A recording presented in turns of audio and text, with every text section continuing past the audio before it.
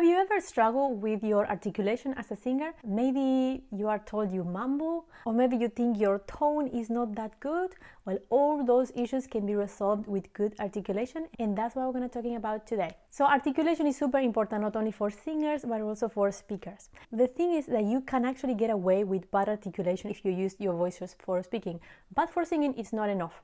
And one thing that we have to understand is that the speaking instrument that we have is different from the singing instrument. So a big mistake people make is to try to sing from a speaking instrument and then complaining because it doesn't sound good. It's like trying to go 120 kilometers per hour in first gear. Like it's just not enough, right? As I mentioned, the way of speaking will really shape your articulation. And this has to do with the different accents. It has to do a little bit with the language that you speak. Also in different parts of the world that you live. I live in New Zealand, and in New Zealand people tend to mumble quite a lot, and so that that creates a lot of habits that will shape your articulation in singing. And so if we want to sing, we don't need to change how we speak, but we need to sing from a singing instrument. If you are new in my channel, just so you know, this channel is all about bringing the instrument from speaking to singing, and that is what gives you vocal freedom. You can't sing from a speaking instrument. You can, but then you start complaining about all the problems that brings. I'm going to show you how you can resolve these articulations problems, but if you struggle with articulation and with other areas of singing, I would suggest you take a look at my vocal coaching program. You can find a link in the description below with the application form. You can fill the form and then you can book a call with me. Then we have a chat and we see if we are a good fit. If you really want to progress faster and go deeply into these issues, then that's what I would recommend. The exercises are going to be divided in two parts. The first part is the vowels. Very important that we start with the vowels, because the vowels are what are going to be able to bring you from speaking to singing the most. The first thing you have to do is to get a proper ah. I'm going to just mention 5 primary vowels, but of course there are infinite vowels in between. And for singing, we actually do vowel modification, especially at higher pitches that are not as available in speak, and we do have to change vowels. But for now, let's just talk about the basics.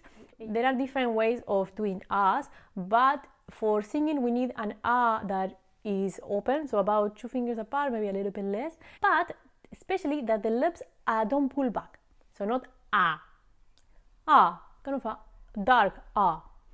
All right, and from there we're going to shape the other vowels from that mold. For the vowels that are towards A's and E's, we're going to shape them from the tongue.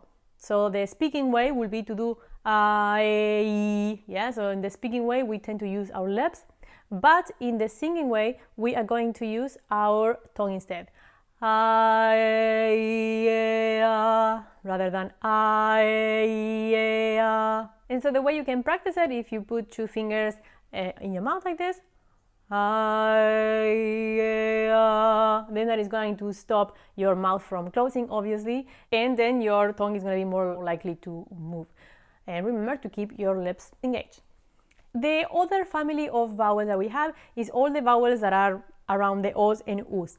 And the way we're going to shape those is we're going to keep the tongue where it is, resting on the floor of the mouth, and we're going to shape them from the lips. So again, the speaking way of doing it would be to close the mouth, right? But for singing, we want to keep the space in your mouth. You don't have to lock it, but you want to have certain space, and we're going to round the lips instead. Now I'm doing this super fast, but it actually takes more time because, of course, if you are using a speaking instrument and then you have a singing instrument, you have to build new habits. But once you got all of that, then you can put your fingers in your mouth, 2 fingers apart, maybe 1 if that's too much, and then you do all the vowels. And the way you're gonna do it is, and this is of course like a bit more advanced because different combinations, but the sequence of vowels will be a, o, e, u.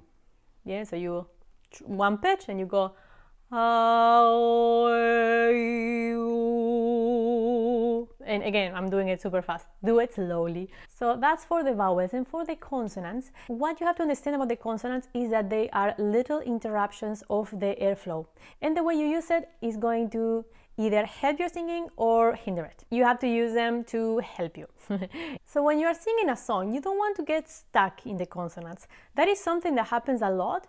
And usually what happens is people start singing, and when they get to a consonant, they close, because, you know, consonants close stuff, obviously, to interrupt the airflow, but you shouldn't get stuck. They are temporal interruptions of the airflow. Then you want to come back to the vowel. So we sing mostly in vowels. It's way more obvious in classical singing, but in contemporary singing, we also want a little bit more of that. Contemporary singing is kind of between speech and classical singing. It's a bit more speech-like, but not completely speech. Just as an example, I was working with a singer the other day, and she was singing Reflections by the movie Mulan by Christina Aguilera.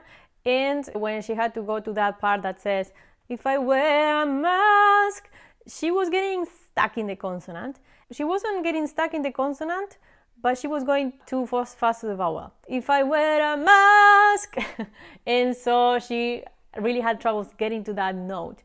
And so the way we worked is we used the M, which is it's a soft vowel and very useful, to prepare the mouth for the A.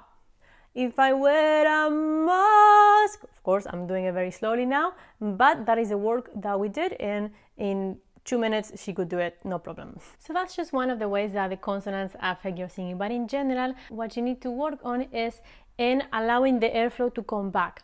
So you have the consonant, and what happens usually is people get stuck. So if I get to the mask example again, and most people will go mask, yes? So in that case, they get stuck there. In the other case, they went too fast to the vowel.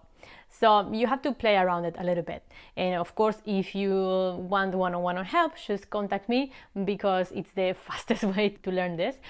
Summarizing, you have to work on allowing the airflow to flow again when you're singing vowels. Classical singers, for example, they sing most of the time in vowels. And when we speak with consonants a lot, like a lot of consonants. Singing contemporary music is kind of in the middle. So it's not all vowels, but also not as many consonants as in speaking. And a lot of times what we do is, because we sing from a speaking instrument, we are using the consonants as if we were speaking, and it's just a different instrument. Alright, so that's what I wanted to share today. I hope that was useful. If you want more clarification, let me know in the comments. If you enjoyed this video, hit subscribe and like it. And yes, let me know if you want any other topic covered, and I'll do my best to do it.